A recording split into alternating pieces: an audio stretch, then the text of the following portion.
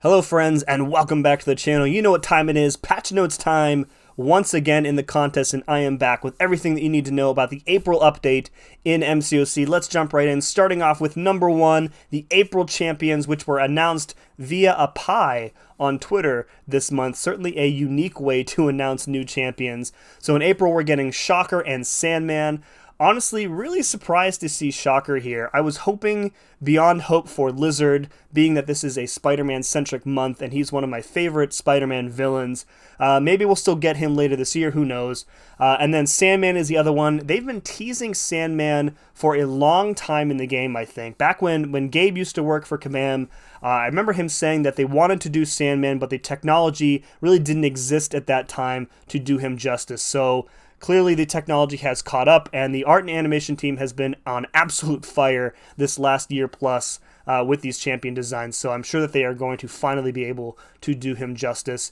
Not much else to say about these guys yet. Their champion spotlights are still under embargo as of this recording, and I haven't gotten to play with them anyway, so I wouldn't have anything to say anyway. Alright, number two is a new daily quest, not even out yet and already steeped in controversy. The Apothecary, Monday through Friday, allows you to earn health potions and revives. So as of this recording, we have been given no updates on what, if any, changes are going to be made to this quest since it was announced about a week ago or so now. I am firmly in the camp that the rewards need adjusted. They are really kind of poor, especially those potions, which are absolute trash. So we'll see what happens with that. A lot has been said on this subject by a lot of folks, including myself. I don't think I want to repeat any of it here, so I'll just say, rest in peace, revive farming. Number three, Act 8.2 is finally releasing in April, the next big chunk of story content, with a brand new boss that I am very excited to discuss and break down for you at a later date. If you recall, I wrote up something like 13 pages of very detailed feedback on the 8.2 beta. I had a lot of problems with the 8.2 beta, submitted that feedback to the team. Hopefully some or all of those suggestions were implemented. I didn't get any responses to it from anybody, so we'll see what happens there. There were a lot of issues with defender placement and node selection and stuff on the beta, so hopefully they've taken a bunch of that feedback to heart. Again, no specific date listed here, it just says later this month. I would expect mid-month or so, week 3 of the month I would expect is when this is going to drop. Alright, number 4 is a biggie. We are getting a brand new 7-day Alliance event called Summoner Engagement. So the way that this was explained to me is that the team was looking into updating Alliance events and rewards, but they found that there were so many of them spread out across so many different durations. You've got the 1-day, the 3-day, the 5-day events, that increasing the rewards overall would have meant only like small increases to each individual event. And they really felt like the players would not have been able to feel that as like a meaningful rewards increase. So the solution was to roll all of the existing 1, 3, and 5-day events into one giant new event called Summoner Engagement. This is going to function very similarly to Summoner Advancement. So all the points that you get for Summoner Engagement are going to be for things that you are doing all day, every day in this game anyway, which are just winning fights. So each game mode is going to reward you an amount of points for defeating a certain rarity opponent. Those are going to add up for every Alliance member in total during the week. And then I think there are 3 different versions of the event. So there are certain modes that are going to be featured once a week, which will have double points. So like one week maybe it'll be like Battlegrounds and Arena or something like that. The other one will be like Alliance Quest, Alliance War. Now, all of the rewards for the existing 1, 3, and 5-day events have been rolled up into this one as well. So this is kind of small. I'm sorry that you can't see it. So the top peak milestone here for Summoner Engagement is going to give you a decent chunk of Tier 5 basic class, Tier 5 basic Catalyst fragments, some ISO, an okay chunk of loyalty. I'm happy to see like a meaningful amount of loyalty elsewhere in the game. That's good. A good amount of battle chips, which is great for extra units and gold. Incursion artifacts, which is very interesting. And then your typical boosts here, of course, some gold. And then they did not leave out the units and the energy refills. So there are also going to be rank rewards, which are what they are. I think only like the top 100 alliances are going to get 6-star Sig stones.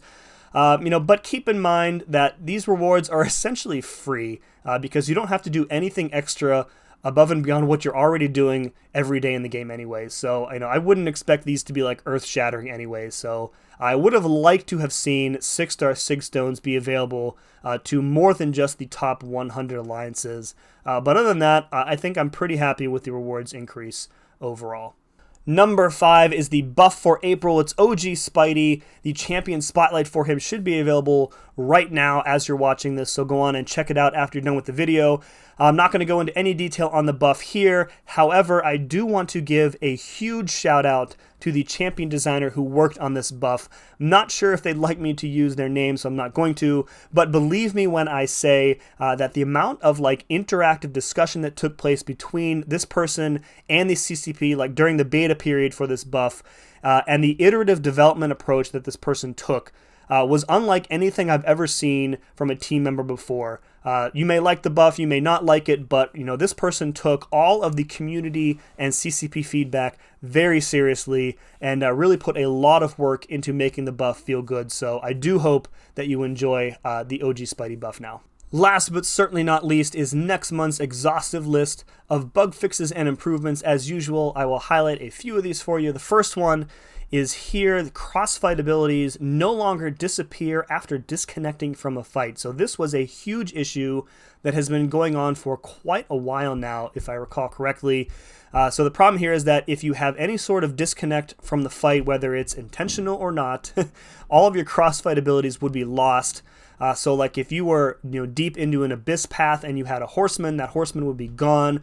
Or if you were in zone 23 of a zone 25 incursions run, you lose your Odin buffs. Very problematic, so that should be fixed going forward. A huge win, if you ask me. Second one is this one here. Fixed an issue with Galan Sig where resistance buffs gained are sometimes rounded down. So Galan Sig has been updated to work exactly how it is worded. So I actually put out a YouTube short about this maybe 2 weeks ago now, talking about how you shouldn't Sig up Galan above 59 because the way it's worded in game, Sig 59 is actually the same as Sig 200 in terms of how many buffs you get from the Sig.